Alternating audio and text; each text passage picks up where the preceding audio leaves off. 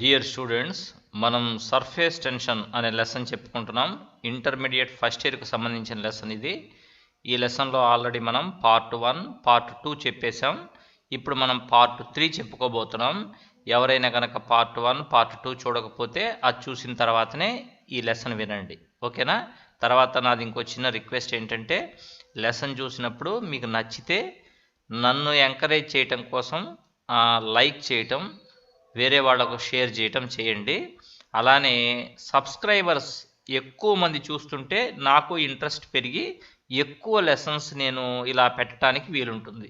కాబట్టి నేను మీ నుంచి కోరుకుండేది ఆ ఎంకరేజ్మెంట్నే. ఇంతకుముందు మన క్లాసుల్లో సర్ఫేస్ టెన్షన్ అంటే ఏంటి, సర్ఫేస్ టెన్షన్ని ఎలా ఎక్స్ప్లెయిన్ చేయాలి, కొహెసివ్ ఫోర్సెస్ అంటే ఏంటి, ఎడసివ్ ఫోర్సెస్ అంటే ఏంటి, అలానే సర్ఫేస్ టెన్షన్కి ఇల్యూస్ట్రేషన్స్ మీకు అర్థమవటం కోసం ఇల్యూస్ట్రేషన్స్ కూడా చెప్పాను. సర్ఫేస్ టెన్షన్ అనేది లిక్విడ్ యొక్క ఇంటీరియర్ ప్రాపర్టీ కాదు. లిక్విడ్ సర్ఫేసెస్ స్ట్రెచ్డ్ ఎలాస్టిక్ మెంబ్రాన్స్ లాగా పనిచేస్తాయని, వాటి సర్ఫేస్ ఏరియాను మినిమైజ్ చేసుకోవడానికి ట్రై చేస్తాయని, ఈ ప్రాపర్టీనే సర్ఫేస్ టెన్షన్ అంటారని మనం నేర్చుకున్నాం. ఆ తర్వాత సర్ఫేస్ టెన్షన్కు నేను ఎగ్జాంపుల్స్ చెప్పాను మీకు. నెక్స్ట్ సర్ఫేస్ టెన్షన్ డెఫినేషన్ చెప్పుకున్నాం. సర్ఫేస్ ఎనర్జీ అంటే ఏంటి, ఇవన్నీ కూడా మనం ముందు క్లాసులో చూసామన్నమాట. ఆ నాలెడ్జ్ ఉన్న తర్వాతనే ఇవి వచ్చి వినాలి మీరు, ఓకేనా? నెక్స్ట్ ఇప్పుడు మనం చెప్పుకోవాల్సింది ఏంటంటే యాంగిల్ ఆఫ్ కాంటాక్ట్ అంటే ఏంటి. Consider a liquid in a glass beaker. ఇది ఒక గ్లాస్ బీకర్, దాంట్లో ఒక లిక్విడ్ ఉంది. If the surfaces are observed carefully, the liquid surface will not touch the walls of the vessel at right angles. ఇప్పుడు మీరు కనుక ఈ సర్ఫేసెస్ జాగ్రత్తగా అబ్జర్వ్ చేయండి. లిక్విడ్ సర్ఫేస్, ఈ లిక్విడ్ సర్ఫేస్ వచ్చి గ్లాస్ వాల్ని టచ్ చేస్తున్నది కదా, అక్కడ పరిశీలిద్దాం మనం జాగ్రత్తగా. అక్కడే మన అబ్జర్వేషన్. ఇక్కడ చూడండి, ఇది వాటర్ కదా, ఈ వాటర్ సర్ఫేస్ ఇలా వచ్చి ఈ గ్లాస్ వెజల్ వాల్ని డైరెక్ట్గా రైట్ యాంగిల్స్లో టచ్ చేయకుండా ఇలా క్రాస్గా టచ్ చేసిందనమాట. ఇక్కడ వాటర్ సర్ఫేస్ కాన్కేవ్ షేప్లో ఉంది, కరెక్టేనా? అలానే ఒక గ్లాస్ రాడ్ని డిప్ చేస్తే మనం ఆ గ్లాస్ రాడ్ని కూడా ఇలా క్రాస్గా టచ్ చేసిందనమాట. అంటే ఇక్కడ లిక్విడ్ సర్ఫేస్ కర్వ్డ్ షేప్లో ఉంది, అంటే కాన్కేవ్ షేప్లో ఉంది. అదే ఇక్కడ మెర్క్యూరీ చూడండి, గ్లాస్ వెజల్ వాల్ని టచ్ చేసినప్పుడు ఇది కూడా ఇలా కర్వ్డ్గా ఉంది, అయితే కాన్వెక్స్ షేప్లో ఉంది సర్ఫేస్. ఇక్కడ ఇది గ్లాస్ రాడ్ అనమాట. మెర్క్యూరీకి అయితేనేమో ఇలా కాన్వెక్స్ షేప్లో ఉంటుంది సర్ఫేస్. ఎక్కడైతే అది గ్లాస్ వెజల్ని టచ్ చేస్తుందో ఆ ప్లేస్లో కాన్వెక్స్ షేప్లో ఉంది. అదే వాటర్కి అయితేనేమో కాన్కేవ్ షేప్లో ఉందన్నమాట, ఓకేనా? ఇది మన అబ్జర్వేషన్. సరే, ఇప్పుడు చూడండి, మరి ఇప్పుడు the same phenomenon is observed when a glass plate is dipped vertically into A liquid. If A tangent is imagine to be drawn at the point of contact to the surface of the liquid, then the angle between the glass plate and this tangent measured inside the liquid angle BAC is equal to theta. ఇది theta అన్నమాట. So దీని meaning చూద్దాం. ఇలా వాటర్కి అయితే concave షేప్లో ఉంది కదా, మనం ఏం చేసాం, ఇక్కడ ఒక గ్లాస్ రాడ్ని డిప్ చేసాం వాటర్లో. ఆ గ్లాస్ రాడ్ని టచ్ చేసే దగ్గర వాటర్ సర్ఫేస్ ఇలా కాన్కేవ్ షేప్లో ఉంది. మనం ఏం చేద్దామంటే ఈ కర్వ్డ్ సర్ఫేస్కి ఒక టాంజెంట్ని డ్రా చేద్దాం. ఎక్కడ, ఏ పాయింట్ దగ్గర అయితే ఆ కర్వ్డ్ సర్ఫేస్ వెళ్ళి గ్లాస్ ప్లేట్ని టచ్ చేస్తున్నదో ఆ పాయింట్ దగ్గర కర్వ్డ్ సర్ఫేస్కి మనం ఒక టాంజెంట్ని డ్రా చేద్దాం. ఆ టాంజెంట్కు గ్లాస్ రాడ్కు మధ్యలో ఇన్సైడ్ ది లిక్విడ్, అంటే ద్రవం యొక్క లోపల భాగాన ఉండే యాంగిల్, ఇన్సైడ్ ది లిక్విడ్ ఇక్కడ ఉండే యాంగిల్ని యాంగిల్ ఆఫ్ కాంటాక్ట్ అంటారు. దాన్ని థీటాతో డినోట్ చేస్తారనమాట.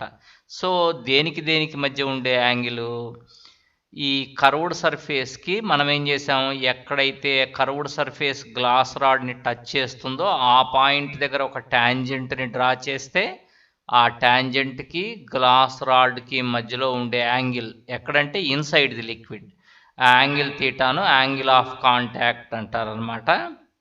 మెర్క్యూరీకి కూడా చూడండి ఇలా ఉంది కదా లిక్విడ్ సర్ఫేస్, ట్యాంజెంట్ని ఇలా డ్రా చేసాం. డ్రా చేస్తే ఈ ఇన్సైడ్ ది లిక్విడ్ ఇక్కడ దేనికి మధ్య అంటే గ్లాస్ రాడ్కు ట్యాంజెంట్కు మధ్యలో ఇన్సైడ్ ది లిక్విడ్ ఎంత యాంగిల్ ఉంటుందో దాన్ని యాంగిల్ ఆఫ్ కాంటాక్ట్ అంటారు. వాటర్ లాంటి లిక్విడ్స్కి అయితే ఈ యాంగిల్ ఆఫ్ కాంటాక్ట్ ఎంత ఉంటుందంటే తీటా 0 degrees ఉంటుందన్నమాట.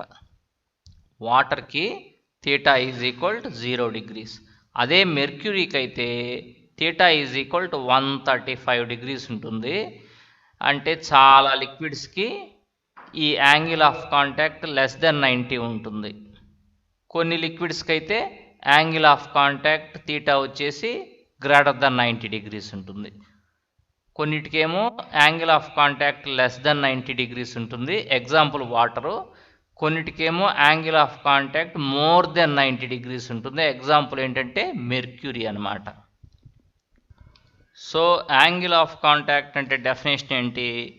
The angle of contact is the angle made by the tangent drawn to the liquid surface at the point of contact and the surface of the glass plate measured inside the liquid. నేను ఇప్పుడు చెప్పింది అనమాట. Angle of contact అంటే ఏంటంటే ఈ టాంజెంట్కు glass రాడ్కు మధ్యలో ఉండే angle ఎక్కడంటే ఇన్సైడ్ ది లిక్విడ్, ఆ యాంగిల్ని యాంగిల్ ఆఫ్ కాంటాక్ట్ అని అంటారు. ఓకేనా? రైట్.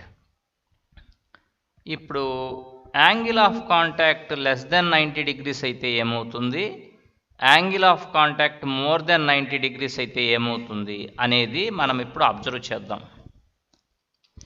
ఓకే, క్యాపిలారిటీ అనే టాపిక్ చెప్పుకున్న తర్వాత చూద్దాం, ఎందుకంటే క్యాపిలారిటీ కూడా నేర్చుకుంటే తర్వాత మనకు క్లియర్గా అర్థమవుతుంది. ఇప్పుడు యాంగిల్ ఆఫ్ కాంటాక్ట్ అంటే ఏంటో తెలిసిపోయింది, క్యాపిలారిటీ అంటే ఏంటో చూద్దాం. A glass tube with a fine bore about 1 millimeter diameter is called capillary tube. Capillary tube అంటే ఏంటి? చాలా పెద్ద ట్యూబా లేకపోతే సన్నగా ఉండే ట్యూబా అంటే ఇది ఒక ట్యూబ్ అనమాట. దీనికి నేరో బోర్ ఉండాలి, అంటే చాలా సన్నని రంధ్రం ఉండాలి. ఎంత సన్నటి అంటే దాని డయామీటర్ వచ్చేసి 1 millimeter, అంటే చాలా సన్నటి ట్యూబ్ అనమాట ఇది. దాని డయామీటరే 1 millimeter ఉంది. అలాంటి ట్యూబ్ని క్యాపిలరీ ట్యూబ్ అంటారు. ఓకేనా? When this tube is dipped vertically in a beaker of water, ఇలాంటి క్యాపిలరీ ట్యూబ్ను కనుక మనం వాటర్లో డిప్ చేసినట్టయితే the level of water in the tube rises above that outside. ఏం జరిగింది? క్యాపిలరీ ట్యూబ్ని వాటర్లో డిప్ చేస్తే బయట లెవెల్ కంటే క్యాపిలరీ ట్యూబ్ లోపల లెవెల్ ఎక్కువ ఉందన్నమాట. అంటే వాటర్ అనేది పైకి రైజ్ అయింది. ఇలా వాటర్ పైకి రైజ్ అవ్వటాన్ని క్యాపిలరీ రైజ్ అంటారు. అంటే బయట లెవెల్ కంటే అవుటర్ లెవెల్ కంటే ఇన్సైడ్ ఎంత ఎక్కువ ఉందో దాన్నే క్యాపిలరీ రైజ్ అంటారు అనమాట. ఓకేనా? అదే క్యాపిలరీ ట్యూబ్ను మనం మెర్క్యూరీలో డిప్ చేసినట్టయితే ఏం జరిగింది? బయట లెవెల్ కంటే లోపల లెవెల్ తక్కువ ఉందన్నమాట. దీన్ని క్యాపిలరీ డిప్రెషన్ అంటారు. Capillary depression. మరి ఏ లిక్విడ్స్ రైజ్ అవుతాయి, ఏ లిక్విడ్స్ డిప్రెస్ అవుతాయి అంటే ఏ లిక్విడ్స్కి అయితే angle of contact less than 90 ఉంటుందో ఆ లిక్విడ్స్ అన్నీ కూడా క్యాపిలరీ ట్యూబ్లో ఇలా రైజ్ అవుతాయి అన్నమాట. ఏ లిక్విడ్స్కి అయితే angle of contact more than 90 degrees ఉంటుందో అలాంటి లిక్విడ్స్ అన్నీ కూడా క్యాపిలరీ ట్యూబ్లో డిప్రెస్ అవుతాయి. ఓకేనా? సో ఇది యాంగిల్ ఆఫ్ కాంటాక్ట్ని బట్టి ఉంటుంది. ఓకే, ఇప్పుడు నెక్స్ట్ ఇలా వాటర్ రైజ్ అయింది కదా. వాటర్ ఎందుకని ఇలా రైజ్ అవుతున్నది అంటే ఈ గ్లాస్ రాడ్ మాలిక్యూల్కి వాటర్ మాలిక్యూల్కి మధ్య అట్రాక్టివ్ ఫోర్స్ ఉంటుంది, దాన్ని అడెషన్ అంటారు. ఆ అడెసివ్ ఫోర్సెస్ ఎక్కువ ఉంటాయి అన్నమాట. వాటర్ మాలిక్యూల్కు మధ్య ఉండే కొహెసివ్ ఫోర్స్ కంటే కూడా ఈ గ్లాస్ మాలిక్యూల్కు వాటర్ మాలిక్యూల్కు మధ్య ఉండే అడెసివ్ ఫోర్స్ ఎక్కువ ఉండటం వల్ల ఇలా పైకి రైజ్ అవుతూ వస్తుంది అన్నమాట వాటర్. అదే మెర్క్యూరీలో అయితే ఈ మెర్క్యూరీ మాలిక్యూల్కు మధ్య ఉండే కొహసివ్ ఫోర్సే ఎక్కువ ఉంటుంది. దేనికంటే గ్లాస్ మాలిక్యూల్కు మెర్క్యూరీ మాలిక్యూల్కు మధ్య ఉండే అడసివ్ ఫోర్స్ కంటే మెర్క్యూరీ మాలిక్యూల్స్ మధ్య ఉండే కొహసివ్ ఫోర్సే ఎక్కువ ఉండటం వల్ల ఇలా లిక్విడ్ అనేది డిప్రెస్ అవుతుంది. ఓకేనా, రైట్. ఒకవేళ యాంగిల్ ఆఫ్ కాంటాక్ట్ అనేది 90 degrees కంటే తక్కువ ఉంటే ఏమవుతుంది, యాంగిల్ ఆఫ్ కాంటాక్ట్ అనేది 90 degrees కంటే ఎక్కువ ఉంటే ఏమవుతుంది అని చూద్దాం. ఒకవేళ యాంగిల్ ఆఫ్ కాంటాక్ట్ కనుక 90 degrees కంటే తక్కువ ఉంటే, if the angle of contact is less than 90 degrees, then such liquids stick to the glass rod. ఇలాంటి లిక్విడ్స్ అన్నీ కూడా గ్లాస్ రాడ్కు అతుక్కుంటాయి అన్నమాట. ఇప్పుడు వాటర్ ఉందనుకోండి, వాటర్లో గ్లాస్ రాడ్ని కనుక మనం డిప్ చేస్తే ఆ గ్లాస్ రాడ్కు వాటర్ అనేది స్టిక్ అవుతుంది, అతుక్కుంటాయి. Such liquids rises in the capillary tube, this is called capillary rise. ఇలాంటి లిక్విడ్స్ ఏమవుతాయి, ఇలా క్యాపిలరీ ట్యూబ్లో పైకి రైజ్ అవుతాయి అన్నమాట.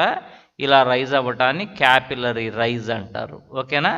Next, the shape of the meniscus is concave. Meniscus అంటే ఏంటి అనేది నేను ఇప్పుడు మీకు చూపిస్తాను, జాగ్రత్తగా చూడండి. ఇక్కడ చూడండి, ఈ క్యాపిలరీ ట్యూబ్ లోపల కదా ఇది, ఈ లిక్విడ్ సర్ఫేస్ ఎలా ఉందో చూద్దాం. ఈ క్యాపిలరీ ట్యూబ్ ఇలా ఉంది కదా, ఇది క్యాపిలరీ ట్యూబు. లోపలికి లిక్విడ్ అనేది రైజ్ అయింది కదా, ఆ లిక్విడ్ని కనుక కేర్ఫుల్గా మైక్రోస్కోప్లో చూస్తే ఇలా ఉంటుందన్నమాట దాని సర్ఫేసు. అంటే సర్ఫేస్ ఏ షేప్లో ఉన్నట్టు, కాన్కేవ్ షేప్లో ఉన్నట్టు. ఎలాంటి లిక్విడ్స్ కంటే, ఏ లిక్విడ్స్కి అయితే యాంగిల్ ఆఫ్ కాంటాక్ట్ అనేది 90 degrees కంటే తక్కువ ఉంటుందో అలాంటి లిక్విడ్స్కి ఈ లోపల ఉండే మెనిస్కస్ అంటే ఏం లేదు, ఈ లిక్విడ్ సర్ఫేస్ ఎలా ఉంటుందో అదే మెనిస్కస్ అనమాట. లిక్విడ్ సర్ఫేస్నే మెనిస్కస్ అంటాం. క్యాపిలరీ ట్యూబ్ లోపల లిక్విడ్ సర్ఫేస్ని మెనిస్కస్ అంటాం అనమాట. అది కాన్కేవ్ షేప్లో ఉంది. ఏ లిక్విడ్స్కి అయితే తీటా కనుక 90 degrees కంటే తక్కువ ఉంటుందో వాటికి. అలా కాకుండా మెర్క్యూరీ లాంటి లిక్విడ్స్కు తీటా మోర్ దెన్ 90 కదా, వీటి లిక్విడ్ సర్ఫేస్ని మనం క్యాపిలరీ ట్యూబ్లో అబ్జర్వ్ చేస్తే ఇలా ఉంది కదా క్యాపిలరీ ట్యూబ్, ఆ లోపల కనుక అబ్జర్వ్ చేస్తే ఇలాంటి మెర్క్యూరీ లాంటి వాటికి ఇలా ఉంటుందన్నమాట, కాన్వెక్స్ షేప్లో ఉంటుంది లిక్విడ్ సర్ఫేస్. ఓకేనా, ఇదంతా లిక్విడ్. అది మెనిస్కస్ షేప్ అనేది. వీటికేమో కాన్కేవ్ షేపు, మెర్క్యూరీ లాంటి లిక్విడ్స్కేమో కాన్వెక్స్ షేప్ అనమాట. సో మెనిస్కస్ షేప్ ఏంటంటే కాన్వెక్స్ షేప్, కాన్కేవ్ షేప్. అదే కనుక if the angle of contact is more than 90 degrees, then ఒకవేళ కనుక లిక్విడ్స్కి యాంగిల్ ఆఫ్ కాంటాక్ట్ 90 కంటే ఎక్కువ ఉంటే, అంటే మెర్క్యూరీ లాంటి liquids, such liquids do not stick to the glass rod. అలాంటి లిక్విడ్స్లోకి గ్లాస్ రాడ్ని డిప్ చేస్తే గ్లాస్ రాడ్కు ఆ లిక్విడ్స్ అంటవు, అసలు అంటుకోవు అనమాట అవి. Such liquids depress in the capillary tube. Capillary ట్యూబ్లో అవి డిప్రెస్ అవుతాయి అన్నమాట. ఇక్కడ చూసాంగా, అంటే బయట లెవెల్ కంటే లోపల లెవెల్ తక్కువ ఉండటాన్ని డిప్రెషన్ అంటారు. Next, the shape of the meniscus is convex. ఈ మెనిస్కస్ షేప్ని కనుక లోపల గమనిస్తే ఇలా కాన్వెక్స్ షేప్లో ఉంటుంది. తేడా అర్థమైంది కదా దానికి దీనికి. సో ఇప్పుడు మనం క్యాపిలారిటీ అంటే ఏంటో డెఫినేషన్ చూద్దామన్నమాట. ఏంటి definition? The property of rise or depression of a liquid due to surface tension in a capillary tube is called capillarity. అంటే అర్థం ఏంటి? ఒక క్యాపిలరీ ట్యూబ్లో లిక్విడ్ రైజ్ అవ్వటం కానీ లేదా లిక్విడ్ డిప్రెస్ అవ్వటం కానీ జరుగుతుందని మీకు తెలుసు కదా. This is all due to surface tension. దేనివల్ల జరుగుతున్నది? ఇది సర్ఫేస్ టెన్షన్ వల్లే కదా ఇలా లిక్విడ్ రైజ్ అవ్వటాన్ని కానీ లేదా లిక్విడ్ డిప్రెస్ అవ్వటాన్ని కానీ క్యాపిలారిటీ అంటారనమాట. తెలుగులో అయితే కేశనాళికీయత అంటారనమాట. Okay, so the property of rise or depression of a liquid due to surface tension in a capillary tube is called capillarity. ఇప్పుడు expression for surface tension. Surface టెన్షన్కు సంబంధించి ఒక ఎక్స్ప్రెషన్ని డిరైవ్ చేద్దాం. సర్ఫేస్ టెన్షన్ని క్యాపిటల్ టీ అనే లెటర్తో denote చేస్తారు. ఇది ఒక ఇంపార్టెంట్ డెరివేషన్, కేర్ఫుల్గా అబ్జర్వ్ చేయండి. A capillary tube of radius small r is dipped vertically in a beaker containing a liquid of density d. ఇది ఒక బీకర్ అన్నమాట. ఈ బీకర్లో లిక్విడ్ ఉంది. ఫర్ ఎగ్జాంపుల్కు వాటర్ అనుకోండి. దాని డెన్సిటీ ఎంత అంటే డి. ఇలాంటి లిక్విడ్లోకి మనం ఒక క్యాపిలరీ ట్యూబ్ను వర్టికల్గా డిప్ చేసాం. క్యాపిలరీ ట్యూబ్ అంటే సన్నటి ట్యూబ్ అనమాట. దాని డయామీటర్ ఎంత ఉండదంటే అబౌట్ 1 మిల్లీమీటర్, అంటే చాలా సన్నటి ట్యూబు. అలాంటి ట్యూబ్ను వర్టికల్గా డిప్ చేసాం. దాని రేడియస్ ఎంత అంటే capillary tube radius small r. Let h be the height of the liquid rises into the capillary tube above the surface of liquid outside. బయట వైపు కంటే లోపల వైపు లిక్విడ్ అనేది రైజ్ అయింది. ఇలా రైజ్ అవ్వటాన్ని క్యాపిలరీ రైజ్ అంటారని మీకు తెలుసు. ఎంత హైట్కు రైజ్ అయిందంటే స్మాల్ హెచ్ హైట్కు రైజ్ అయిందనమాట. స్మాల్ హెచ్ హైట్కు. Okay, the meniscus is concave. Meniscus అంటే ఈ క్యాపిలరీ ట్యూబ్ లోపల లిక్విడ్ సర్ఫేస్ని కదా మెనిస్కస్ అనేది, అది కాన్కేవ్ షేప్లో ఉంది. అంటే యాంగిల్ ఆఫ్ కాంటాక్ట్ తీటా అనేది లెస్ దెన్ 90 degrees ఉంటుందని మీకు తెలుసు. అలా ఉంటేనే కదా ఈ మెనిస్కస్ అనేది కాన్కేవ్ షేప్లో ఉండేది. Right, let theta be the angle of contact of the liquid with glass. ఇది theta. Okay, angle of contact ఎంత అంటే theta. The forces acting on the liquid column are. ఇప్పుడు బయట వైపు కంటే లోపల వైపు ఇలా లిక్విడ్ రైజ్ అయింది కదా, దీన్ని లిక్విడ్ కాలమ్ అంటారు, ద్రవ స్తంభము. ఈ లిక్విడ్ కాలం మీద 2 ఫోర్సెస్ పనిచేస్తున్నాయి. ఈ లిక్విడ్ కాలంని మీరు కేర్ఫుల్గా అబ్జర్వ్ చేయండి. దాని మీద 2 ఫోర్సెస్ పనిచేస్తున్నాయి అన్నమాట. ఇదే లిక్విడ్ కాలం. ఒకటోది ఏంటంటే డౌన్వర్డ్ డైరెక్షన్లో పనిచేసే దాని వెయిట్ ఎప్పుడు కూడా డౌన్వర్డ్ డైరెక్షన్లో పనిచేస్తుంది, అదొక ఫోర్సు. ఇంకొకటి అప్వర్డ్ డైరెక్షన్లో పనిచేసే ఫోర్స్ ఏంటంటే force due to surface tension. Surface tension వల్ల పనిచేసే ఫోర్సు అప్వర్డ్ డైరెక్షన్లో, దాని వెయిట్ ఏమో డౌన్వర్డ్ డైరెక్షన్లో పనిచేస్తుంటుంది. ఇలా ఈ లిక్విడ్ కాలం మీద 2 ఫోర్సెస్ యాక్ట్ అవుతున్నాయి. its weight acting vertically downwards and the resultant upward pull due to surface tension T of the liquid. పైకేమో force due to surface tension పనిచేస్తుంది, క్రిందికేమో దాని వెయిట్ పనిచేస్తుంది అనమాట. ఇప్పుడు ఆ ఫోర్సెస్ ఎంతెంతో క్యాలిక్యులేట్ చేద్దాం. ఫస్ట్ ఈ లిక్విడ్ కాలం వాల్యూమ్ చూద్దాం. వాల్యూమ్ ఎలా వస్తుంది మనకి? ఇది ఒక సిలిండర్ కదా, దీని వాల్యూమ్ ఎంత అంటే πr²h, అంతేగా. సో మనకు ఈ లిక్విడ్ వాల్యూమ్ ఎంత అంటే πr²h వచ్చేసింది. అంటే ఇదే, ఇక్కడి నుంచి ఇదంతా πr²h. కానీ ఈ మెనిస్కస్ లోపల, ఇది కదా మెనిస్కస్, ఈ మెనిస్కస్ లోపల కొద్ది వాల్యూమ్ లిక్విడ్ ఉందిగా, అంటే ఇక్కడ వరకు మీరు చూసుకోవాలి. ఇంతవరకునేమో ఇదంతా πr²h, ఇదంతా కూడా. ఈ మెనిస్కస్ లోపల కొంత లిక్విడ్ ఉంది కదా, దాని వాల్యూమ్ ఎంత అంటే స్మాల్ వి. స్మాల్ వి ఏంటి అంటే volume of the liquid under the meniscus. Meniscus క్రింద ఉండేటువంటి లిక్విడ్ వాల్యూమ్ ఎంత అంటే స్మాల్ వి అనమాట. ఓకేనా? సరే, రైట్. ఇప్పుడు 2 వాల్యూమ్స్ ఉన్నాయి కదా, మరి టోటల్ వాల్యూమ్ ఎంత? πr² plus V.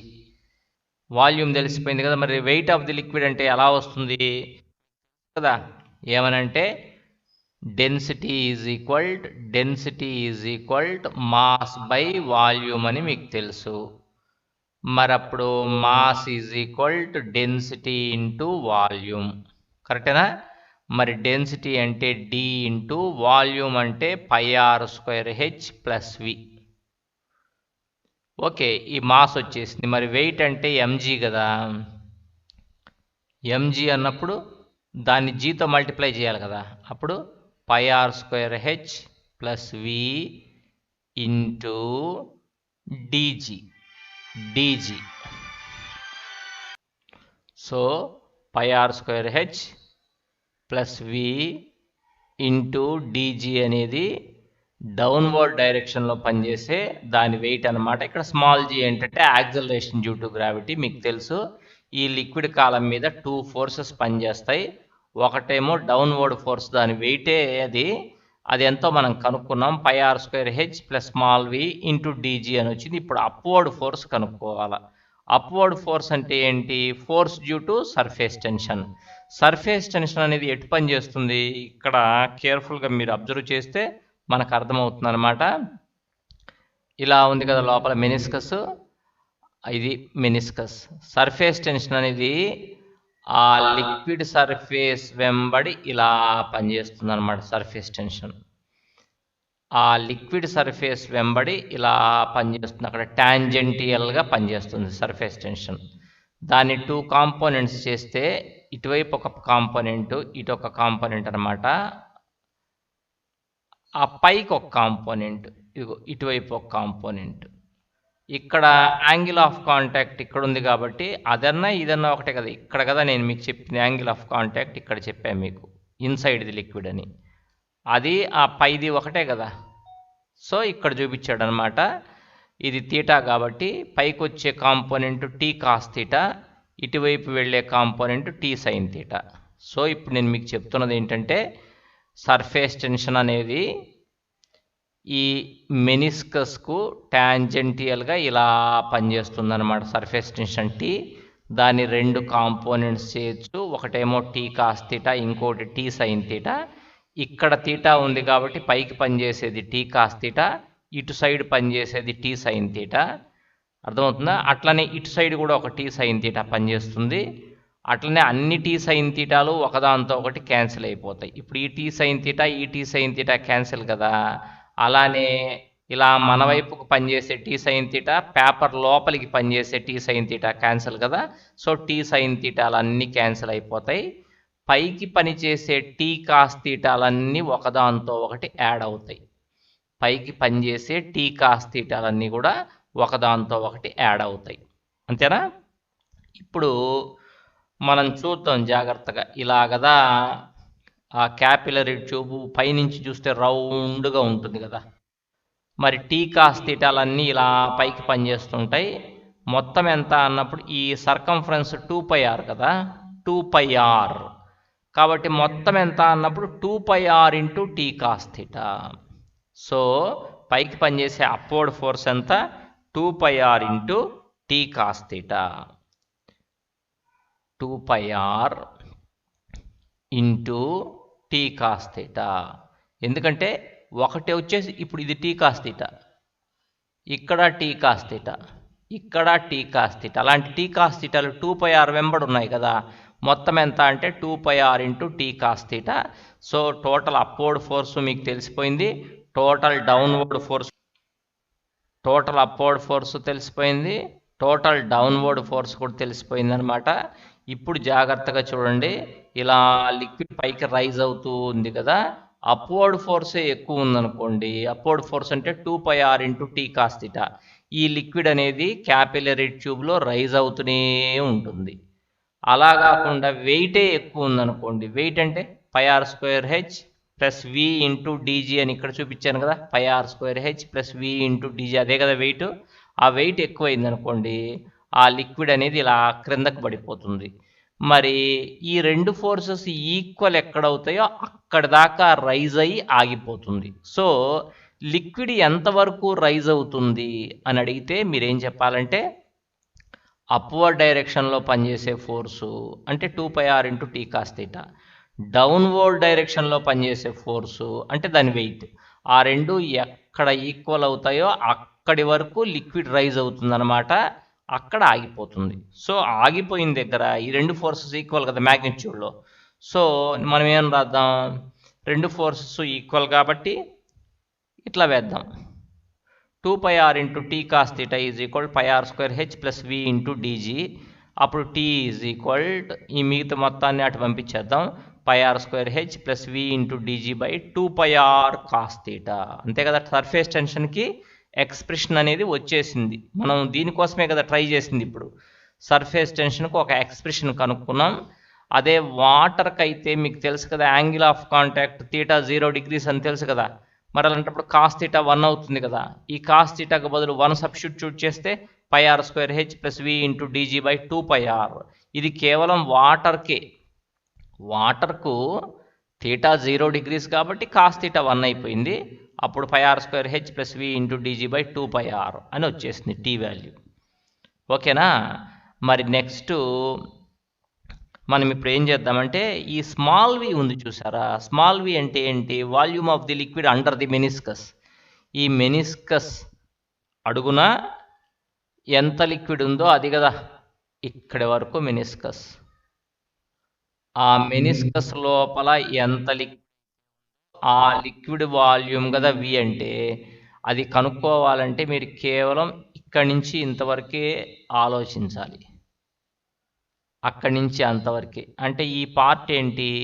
ఈ పార్ట్ అనేది క్యాపిలరీ ట్యూబ్లో ఒక పార్ట్ కాబట్టి దాన్ని రెక్టాంగిల్ అని చెప్పకూడదు, దాన్ని మీరు ఏం చెప్పాలంటే సిలిండర్ అని చెప్పాలన్నమాట. సిలిండర్ అది. ఇక్కడి నుంచి ఇంతవరకే మనం చూడాల్సింది, అక్కడి నుంచి ఇంతవరకు చూడాలి. ఆ పార్ట్ ఏంటంటే ఒక సిలిండర్ అన్నమాట. దాని రేడియస్ ఎంత అంటే స్మాల్ ఆర్, దాని హైట్ కూడా స్మాల్ ఆరే. మరి అప్పుడు సిలిండర్ వాల్యూమ్ ఎంత? సిలిండర్ వాల్యూమ్ అంటే πr²h కదా, πr², h = r కదా, హైట్ కూడా ఆరే కదా. అప్పుడు దాని వాల్యూమ్ ఎంత అవుతుందంటే πr³ అవుతుంది. πr³ cylinder volume. ఇదేంటి మరి ఈ షేపు? ఇది ఒక అర్ధగోళం, అంటే హెమీస్పియర్. పూర్తి గోళమైతే దాని వాల్యూమ్ ఎంత? 4/3 πr³. మరి అర్ధగోళం అయితే దాని వాల్యూమ్ ఎంత? 2/3 πr³. 2/3 πr³. ఓకేనా? ఇప్పుడు మనకి ఇక్కడ ఉండే అంటే ఈ మెనిస్కస్ క్రింద ఉండే లిక్విడ్ వాల్యూమ్ కదా కావాల్సింది. అది కావాలంటే ఈ మొత్తం సిలిండర్ వాల్యూమ్లో నుంచి ఇక్కడి వరకు కదా, ఇక్కడి నుంచి ఇక్కడి వరకు సిలిండర్. ఆ సిలిండర్ వాల్యూమ్లో నుంచి ఈ హెమీస్పియర్ వాల్యూమ్ని కనుక తీసేస్తే ఆ క్రింద ఉండే లిక్విడ్ వాల్యూమ్ మనకు తెలుస్తుందన్నమాట. ఓకేనా? అంటే πr³ నుంచి 2/3 πr³ సబ్ట్రాక్ట్ చేయాలి. సో v = πr³ - 2/3 πr³ అంటే 1/3 πr³ అనమాట. ఇప్పుడు మనకు స్మాల్ వి వచ్చేసింది. స్మాల్ వి అంటే volume of the liquid under the meniscus. Small V ఎప్పుడైతే వచ్చేసిందో మనం తీసుకెళ్ళి ఈక్వేషన్లో సబ్స్టిట్యూట్ చేద్దాం. ఇక్కడ స్మాల్ వికి బదులు 1/3 πr³ రాసేస్తే πr²h + 1/3 πr³. πr²h + 1/3 πr³/2πr × dg. ఇప్పుడు న్యూమరేటర్లో ఈ πr² అనేది కామన్ తీయచ్చు. రెండిట్లో πr²ని కామన్ తీసేసా, అప్పుడు లోపల h + r/3 ఉంటుంది dg/2πr. అంతే కదా. పైని క్యాన్సిల్ చేసేయచ్చు, పైన క్రింద పై క్యాన్సిల్, ఒక r కూడా క్యాన్సిల్. అప్పుడు ఏం మిగిలింది న్యూమరేటర్లో? h + r/3. ఇక్కడ ఒక r ఉందిగా, rdg/2. ఇది సర్ఫేస్ టెన్షన్కు మనకు వచ్చినటువంటి ఎక్స్ప్రెషన్. ఏమని వచ్చింది? t h + r/3 × rdg/2. ఇది బాగా గుర్తుపెట్టుకోవాలా, ఇదే సర్ఫేస్ టెన్షన్కు సంబంధించిన ఎక్స్ప్రెషన్ అనమాట. మరి ఇప్పుడు if the radius of the tube is very small compare to the value of height h, small are can be neglected. ఇక్కడ చూడండి, మామూలుగా అయితే ఇదేమో రేడియస్ కదా, క్యాపిలరీ ట్యూబ్ రేడియస్ చాలా తక్కువ ఉంటుంది. ఈ హైట్ h చాలా ఎక్కువ ఉంటుంది. అంటే మీకు ఎక్కడ చూపించాలంటే ఇక్కడ చూడండి, ఈ హైట్ ఏమో చాలా ఎక్కువ, దీని రేడియస్ చాలా తక్కువ. అప్పుడు ఈ హెచ్కి రేడియస్ను కలిపినా కలపకపోయినా ఒకటే. అంటే 10,000 రూపాయలకు ₹1 కలిపినా తీసేసిన పెద్ద వాల్యూలో చేంజ్ రాదనమాట. సో అలాంటప్పుడు మనం ఏం చేయొచ్చు అంటే ఇక్కడ h + r/3 ఉంది చూడండి. ఈ h + r/3 అంటే hకి r/3ని కలపటం. ఈ r/3ని కలిపినా కలపకపోయినా ఒకటే కాబట్టి r/3ని తీసేయండి అసలు. అప్పుడు ఏమవుతుంది? ఇక్కడ చూడండి, అదే h + r/3 ఇంకా అక్కర్లా, hrdg/2 అవుతుందన్నమాట. t = hrdg/2. ఇది సర్ఫేస్ టెన్షన్కి సింపుల్ ఫార్ములా. ఎప్పుడంటే హెచ్తో కంపేర్ చేస్తే r/3ని నెగ్లెక్ట్ చేస్తే ఇది. మామూలుగా అయితే t = h + r/3 × rdg/2 అనమాట. హెచ్ అంటేనేమో క్యాపిలరీ రైజ్, r అంటే radius of the bore, d అంటే density of the liquid, g అంటే యాక్సలరేషన్ డ్యూ టు గ్రావిటీ అనమాట. ఇలా మనం క్యాపిటల్ టీని క్యాలిక్యులేట్ చేయొచ్చు. ఇది ఎక్స్ప్రెషన్ ఫర్ సర్ఫేస్ టెన్షన్ అనమాట. ఒకవేళ కనుక డీజీలు కూడా కాన్స్టెంట్స్ అనుకోండి, డెన్సిటీ కాన్స్టెంటే, జీ కాన్స్టెంటే, ఒక లిక్విడ్కి సర్ఫేస్ టెన్షన్ కాన్స్టెంటే, అలాంటి సందర్భంలో హెచ్ఆర్ ఈజ్ ఈక్వల్ కాన్స్టెంట్ అవుతుంది. అంటే హెచ్ఆర్ ఈజ్ ఈక్వల్ కాన్స్టెంట్ అని రాస్తున్నాను నేను. హెచ్ఆర్ ఈజ్ ఈక్వల్ కాన్స్టెంట్ అంటే హెచ్ ప్రపోర్షనల్ టు 1/r అని అర్థం. లేకపోతే H1R1 ఈజ్ ఈక్వల్ H2R2 అని రాయొచ్చు. ఓకేనా? హెచ్ ప్రపోర్షనల్ టు 1/r అంటే ఆర్ ఎంత తక్కువ ఉంటే హెచ్ అంత ఎక్కువ ఉంటుంది. ఆర్ అంటే ఈ బోరుని చూసారా, ఎంత సన్న ట్యూబ్ అయితే ఆర్ అంత తక్కువ కదా, హెచ్ అంత ఎక్కువ అనమాట. అంటే ఎక్కువ హైటు క్యాపిలరీ రైజ్ ఉంటుంది. సో ఎలాంటి లిక్విడ్లో ఎక్కువ హైట్కి వెళ్తుంది అంటే, ఏ క్యాపిలరీ ట్యూబ్ బోర్ అయితే చాలా తక్కువ ఉంటుందో, సన్నటి క్యాపిలరీ ట్యూబ్ అయితే ఈ లిక్విడ్ అనేది ఎక్కువ హైట్కి వెళ్తుంది.